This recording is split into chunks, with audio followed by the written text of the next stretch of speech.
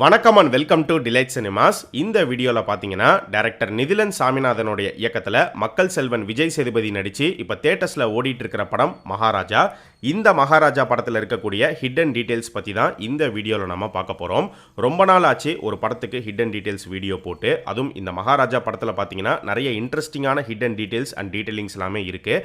அதை பற்றி தான் இப்போ பார்க்க போகிறோம். பட் அதுக்கு முன்னாடி இந்த வீடியோவில் ஸ்பாய்லர்ஸ் அப்படிங்கிறது கண்டிப்பாக இருக்கும். ஸ்பாய்லர் அலர்ட், அதை நான் இங்கேயே சொல்லிடுறேன்.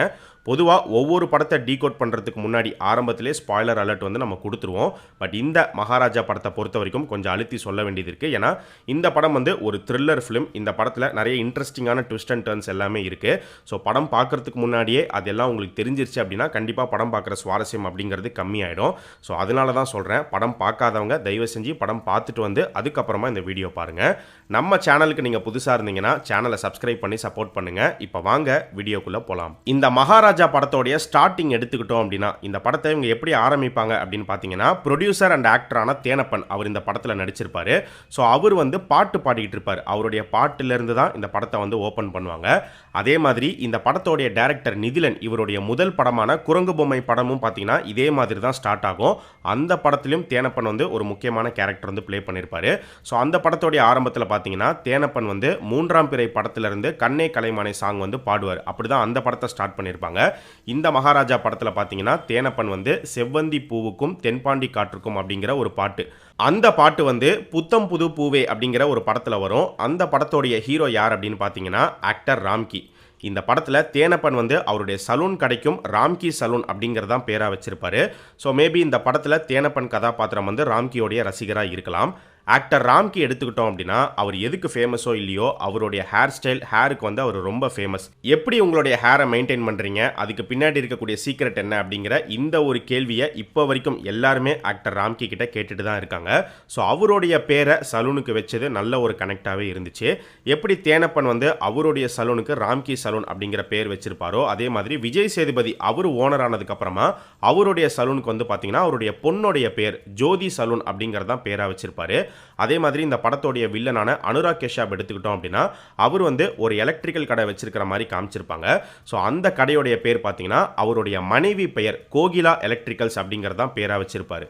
இந்த படத்தோடைய ஆரம்பத்தில் விஜய் சேதுபதி ஒரு கடைக்குள்ளே போய் பொம்மை வாங்குவார். அப்போ ஒரு சில பொம்மைகளை எடுத்து அவருடைய ஒய்ஃப் கிட்ட காட்டுவார், இது ஓகேவா அப்படின்னு கேட்பாரு. அதில் ஒரு பொம்மை பார்த்தீங்கன்னா குரங்கு பொம்மையாக இருக்கும். ஸோ டைரக்டர் நிதிலனுடைய ஃபர்ஸ்ட் ஃபிலிமுக்கான ஒரு ரெஃபரன்ஸாக அதை பிளேஸ் பண்ணியிருப்பாங்க அப்படின்னு நினைக்கிறேன்.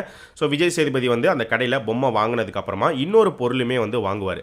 அம்மாவும் குழந்தையும் இருக்கிற மாதிரி ஒரு ஸ்டாச்சு ஒன்று வாங்குவார். அதை வாங்கின உடனே பார்த்தீங்கன்னா லாரி வந்து இடிச்சு ஆக்சிடென்ட் அப்படிங்கிறது நடக்கும். அதை பார்த்த உடனே விஜய் சேதுபதி அவருடைய கையிலிருந்து இந்த ஸ்டாச்சுவை கீழே போட்டுருவார். இந்த ஸ்டாச்சு கீழே விழுந்து உடையும் போது பார்த்தீங்கன்னா அதில் அம்மாவுடைய முகம் மட்டும்தான் உடையுமே தவிர குழந்தையுடைய முகம் வந்து உடையாது. அது மூலிமா சிம்பாலிக்கா நடந்த அந்த ஆக்சிடென்ட்ல குழந்தை வந்து உயிர் பொழைச்சிருச்சு அப்படிங்கிறத சொல்லியிருப்பாங்க. இந்த படத்தில் விஜய் சேதுபதியோடைய வீடு வந்து பார்த்தீங்கன்னா ரொம்ப தனிமையாக ஒரு இடத்துல இருக்கிற மாதிரி காமிச்சிருப்பாங்க. சுற்றி வயல் தான் வந்து இருக்கும், பக்கத்தில் வீடெல்லாம் வந்து இருக்காது. ரொம்ப தூரமாக தான் அங்கங்கே வீடு இருக்குமே தவிர சுற்றி வயலாக தனிமையாக இந்த ஒரு வீடு மட்டும்தான் அங்கே இருக்கும்.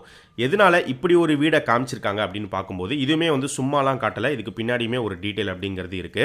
ஒரு சீனில் பார்த்தீங்கன்னா நட்டி வந்து விஜய் சேதுபதி கிட்ட கேட்பார், இது உன் சொந்த வீடா அப்படின்னு கேட்கும்போது ஆமாம் சார், என் ஒய்ஃப் இறந்ததுக்கு அப்புறமா நாங்கள் இங்கே வந்துட்டோம் அப்படிங்கிற மாதிரி விஜய் சேதுபதி சொல்லுவார். ஆக்சுவலாக பார்த்தீங்கன்னா அந்த லாரி வந்து இடிச்சு ஆக்சிடென்ட் ஆகும். அந்த வீடு வந்து விஜய் சேதுபதி வீடு கிடையாது, அது வந்து அனுராக் கஷ்யப்புடைய ஒய்ஃப் அவங்க இருக்கிற வீடு. ஸோ அந்த ஒரு ஆக்சிடென்ட்னால தான் விஜய் சேதுபதி அவருடைய ஃபேமிலியை கம்ப்ளீட்டாக இழந்துருவார். மேபி இதே மாதிரி விஜய் சேதுபதியுடைய வீடும் மெயின் ரோட்ல இருக்கக்கூடிய ஒரு சின்ன வீடாக வந்து இருக்கலாம்.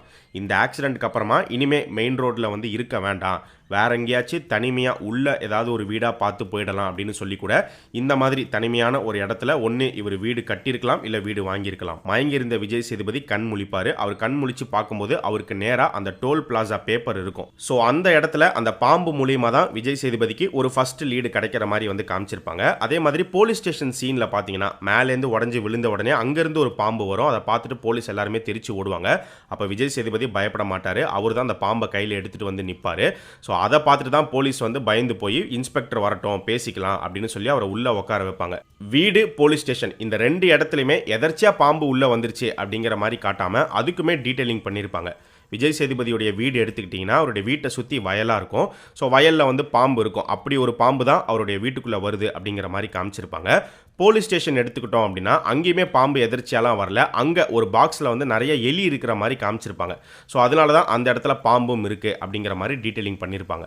போலீஸ் ஸ்டேஷனில் விஜய் சேதுபதி வந்து ஒரு இடத்துல உட்காந்துருப்பாரு. அவருக்கு பின்னாடி பார்த்தீங்கன்னா ஒரு திருக்குறள் ஒன்று எழுதியிருக்கிற மாதிரி காமிச்சிருப்பாங்க. அது என்ன திருக்குறள் அப்படின்னு பார்த்தீங்கன்னா, ஒழுக்கத்தின் ஒல்கார் உறவோர் இழுக்கத்தின் ஏதம் படுபா கரிந்து. இந்த திருக்குறளுக்கான அர்த்தம் என்ன அப்படின்னு பார்க்கும்போது, மன வலிமை உடைய சான்றோர்கள் பெரியவர்கள் வந்து ஒருபோதும் ஒழுக்கத்திலிருந்து தவற மாட்டாங்க. ஒழுக்கமாக தான் இருப்பாங்க. நல்ல நடத்தையிலிருந்து தவற மாட்டாங்க. ஏன்னா ஒழுக்கம் தவறுனா, ஒழுக்கம் இல்லாமல் நடந்துக்கிட்டா எவ்வளோ துன்பங்கள் வரும், எவ்வளோ பிரச்சனைகள் வரும் அப்படிங்கிறது அவங்களுக்கு நல்லா தெரியும். அப்படிங்கிறதுனால எப்போவுமே ஒழுக்கமாக தான் இருப்பாங்க, ஒழுக்கத்தை கடைபிடிப்பாங்க. இதுதான் இந்த திருக்குறளுக்கான அர்த்தம். ஸோ இதுதான் இந்த படமே. இந்த படத்திலே நீங்கள் பார்த்தீங்கன்னா விஜய் சேதுபதி வந்து ஒழுக்கமான ஒரு ஆளாக தான் இருப்பார். அவர் மட்டும் இல்லாமல் அவருடைய பொண்ணையும் அவர் எப்படி வளர்த்துருக்காரு, எவ்வளோ ஒழுக்கமாக வளர்த்துருக்காரு அப்படிங்கிறதுக்கான 2 சீன்ஸ் வந்து படத்திலே வச்சுருப்பாங்க. ஒரு சீன் படத்தோடைய ஆரம்பத்தில் வரும். ஸ்கூலில் வந்து பார்த்தீங்கன்னா ஒரு ப்ராப்ளம் ஒன்று நடக்கும். அப்போ விஜய் சேதுபதி வந்து ஒரு விஷயம் சொல்லுவார். கண்டிப்பாக இந்த தப்பை என் பொண்ணு பண்ணியிருக்க மாட்டா அப்படின்னு ரொம்ப ஸ்ட்ராங்காக அவர் சொல்லுவார். அதே மாதிரி அவருடைய பொண்ணு ஜோதி எந்த ஒரு தப்பும் பண்ணியிருக்க மாட்டாங்க அப்படிங்கிறதுமே வந்து தெரிஞ்சிடும். இதே மாதிரி படத்தோடைய செகண்ட் ஹாஃபில் பார்த்தீங்கன்னா ஜோதி வந்து கேம்புக்கு போயிருப்பாங்க. அங்கே ஜோதியோடைய ஷூவை இன்னொரு பொண்ணு எடுத்துகிட்டு போயிடும். அப்போ ஜோதி வந்து ஒரு டயலாக் பேசுகிற மாதிரி இருக்கும். என்னுடைய ஷூவை என்னை கேட்டுட்டு நீ எடுத்துகிட்டு போனியா, ஒருத்தவங்களுடைய பொருள் எடுக்கிறதுக்கு முன்னாடி அவங்க கிட்ட கேட்டுட்டு எடுக்கணும்னு கூட தெரியாதா அப்படிங்கிற மாதிரி டயலாக் இருக்கும். ஸோ இந்த 2 சீன்ஸுமே வந்து பார்த்தீங்கன்னா டிசிப்ளின்கான சீன்ஸாக தான் வந்து இருக்கும். இந்த படத்தோடைய கதைக்களத்தை நான் லீனியராக வந்து சொல்லியிருப்பாங்க. ஸோ பாஸ்ட் ப்ரெசென்ட் ரெண்டுமே இருக்கும். ப்ரெசென்ட் டைம்லைன் எந்த காலகட்டத்தில் நடக்குது அப்படின்னு பார்க்கும்போது 2023 நடக்கிற கதைக்களமாக வந்து காமிச்சிருக்காங்க. 2023 பிப்ரவரி மாதம் தான் இந்த கதைக்களம் ப்ரெசென்ட்டில் வந்து நடக்குது. அதுக்கான டீட்டெயிலிங்ஸ் வந்து ஒரு சில இடங்களில் வந்து பண்ணியிருப்பாங்க. சரி, பாஸ்ட் டைம்லைன் எப்போ நடக்குது அப்படின்னு பார்க்கும்போது 2009 நடக்கிற கதைக்களமாக வந்து காமிச்சிருக்காங்க. இது எங்கே எக்ஸாக்டாக டீட்டெயிலிங் பண்ணியிருப்பாங்க அப்படின்னு பார்த்தீங்கன்னா, அனுராக் கஷ்யப் வந்து தாடி ட்ரிம் பண்ணணும்னு சலூன் கடைக்கு வந்திருப்பாரு. அங்கே அவர் நியூஸ் பேப்பர் தேடுவார். அவங்க பண்ண கிரைம் வந்து நியூஸ் பேப்பரில் வந்திருக்கும். ஸோ அந்த நியூஸ் பேப்பரில் தான் வந்து செப்டம்பர் 18, 2009 அப்படின்னு சொல்லி டீட்டெயிலிங் பண்ணியிருப்பாங்க. ஸோ 2009 அரெஸ்ட் ஆகி ஜெயிலுக்கு போகிற அனுராக் கஷ்யப் வந்து 13 வருஷம் ஜெயிலில் இருந்திருப்பாரு. இதை வந்து பாய்ஸ் மணிகண்டன் ஒரு இடத்துல டயலாகாகவே சொல்லுவார். 13 வருஷமாக ஜெயிலில் இவனை கொலை பண்ணணும்னு தானே சொல்லிட்டு இருந்தேன் அப்படின்னு. ஸோ 13 வருஷம் அப்படின்னு பார்த்தீங்கன்னா 2022 செப்டம்பருக்கு அப்புறம் 2022 எண்டில் தான் அவர் வெளியில் வந்திருப்பார். வெளியில் வந்து 2023 ஒரு மாதமாக விஜய் சேதுபதியை ஃபாலோ பண்ணி பிப்ரவரி மாதம் தான் இந்த சம்பவங்கள்லாம் நடக்கிற மாதிரி வந்து காட்டப்படுது. படத்தோடைய வில்லன் அனுராக் கஷ்யப் அவருடைய பேர்லேயே ஒரு டீட்டெயில் இருக்குது. ஸோ அவர் என்ன பண்ணுறாரு அப்படின்னு பார்த்தீங்கன்னா, ஒவ்வொரு வீடாக டார்கெட் பண்ணி உள்ளே போய் தங்கம் பணம் எல்லாத்தையுமே வந்து திருடிட்டு வராங்க. மெயினாக தங்கத்தை தான் வந்து பார்த்தீங்கன்னா அவங்க எடுக்கிற மாதிரி இருக்கும். ஸோ அவருடைய பேரே வந்து செல்வம். அவரை அவருடைய ஒய்ஃப் எப்படி கூப்பிடுவாங்க அப்படின்னு பார்த்தீங்கன்னா தங்கம் தங்கம் அப்படின்னு தான் வந்து கூப்பிட்ற மாதிரி காமிச்சிருப்பாங்க. இந்த மகாராஜா படத்திலிருந்து ஆரம்பத்தில் இந்த ஒரு போஸ்டர் ரிலீஸ் பண்ணியிருந்தாங்க. இந்த போஸ்டரில் பார்த்தீங்கன்னா what goes around comes around அப்படிங்கிற மாதிரி போட்டிருக்கோம். இதுதான் இந்த படமே. நாம் என்ன செய்கிறோமோ அதுதான் நமக்கு திரும்ப நடக்கும். நாம் நல்லது செஞ்சால் நமக்கும் நல்லது நடக்கும், நாம் கெட்டது செஞ்சால் நமக்கும் கெட்டது தான் நடக்கும். அதை இந்த படத்தில் ரொம்பவே அழகாக காமிச்சிருப்பாங்க. சிங்கம்புலி கதாபாத்திரம் எடுத்துக்கிட்டோம் அப்படின்னா விஜய் சேதுபதி வந்து சிங்கம்புலியை தேடி தான் போலீஸ் ஸ்டேஷனுக்கு வந்திருப்பாரு. ஒவ்வொருத்தராக தேடிக்கிட்டே இருப்பார். சிங்கம்புலி எப்படி விஜய் சேதுபதி கிட்ட வந்து மாட்டுவார் அப்படின்னு பார்த்தீங்கன்னா அவரே வந்து மாட்டுற மாதிரி தான் இருக்கும். சிங்கம்புலி பாத்திர கடையில் பர்ச்சேஸ் பண்ணிட்டு இருக்கும் போது தான் முனிஷ்காந்தை பார்ப்பாரு, வந்து பேசுவார். அப்படியே இந்த கேஸ்குள்ளே ட்ராவல் பண்ணுவார். ஒரு கட்டத்தில் நானே திருடனா நடிச்சிடறேன் அப்படின்னு சொல்லி வாலண்டியரா அவரே வந்து மாட்டிக்கிற மாதிரி தான் வந்து காமிச்சிருப்பாங்க. அதே மாதிரி பாய்ஸ் மணிகண்டன் எடுத்துக்கிட்டோம் அப்படின்னா பாய்ஸ் மணிகண்டனை கண்டுபிடிக்கிறதுக்கான ஒரு சின்ன லீடு மட்டும்தான் விஜய் சேதுபதி கிடைக்கும். ரொம்ப கஷ்டப்பட்டு மணிகண்டனை கண்டுபிடிக்கிற மாதிரிலாம் இருக்காது. மணிகண்டனே ஒரு கட்டத்தில் விஜய் சேதுபதி கிட்ட வந்து மாற்ற மாதிரி தான் வந்து இருக்கும். அண்ட் இவங்க 2 பேரை தாண்டி மெயின் வில்லன் அனுராக் கஷ்யப் எடுத்துக்கிட்டோம் அப்படின்னா அவருக்கு கிடைச்ச தண்டனை உங்க எல்லாருக்குமே வந்து தெரியும். ஸோ அவர் வந்து பார்த்தீங்கன்னா அவருடைய பொண்ணு மேலே அவர் ரொம்ப பாசமாக இருப்பார், ரொம்ப அன்பாக இருப்பார்.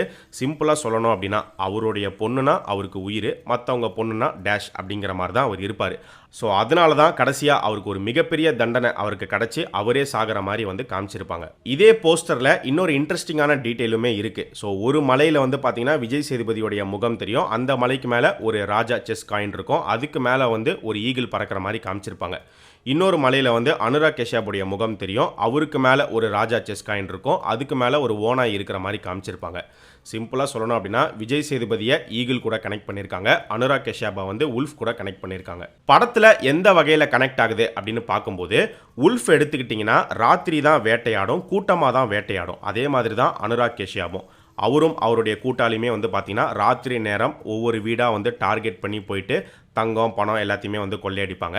விஜய் சேதுபதியோடைய வீட்டுக்குள்ளே வரும்போதும் கூட்டமாக 3 பேர் வர மாதிரி தான் வந்து காமிச்சிருப்பாங்க. அதுவுமே ராத்திரி நேரமாக தான் இருக்கும்.